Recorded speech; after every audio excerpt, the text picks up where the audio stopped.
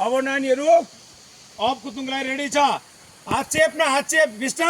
फौजी भन्छ भात किन त्यो कुकिङ बनाएको बिस्तारै गर बिस्तारै गरेको भिड सब आरामसे बाबा आमाले चिन्नु पर्छ नानी हुनु चिन्नु पर्ने हैन चिन्नुलाई छोडेको त हैन होला स्याबास good chest up chest up chest up chest up निगाह सामने बक्सिङ टाइसन ठीक छ एकदम साहब स्याबास गुड सक्षम साहब सट्टा मार्नुपर्छ पुरा कति राम्रो गुड स्याबास फेरि बोलेको पछि गद्दार गर्ने त तिमीहरू सिनियर पढिरहेछौ चोर पनि तिमीहरू हो गद्दार पनि तिमीहरू हो बिस्टान कम्पनीको अन्त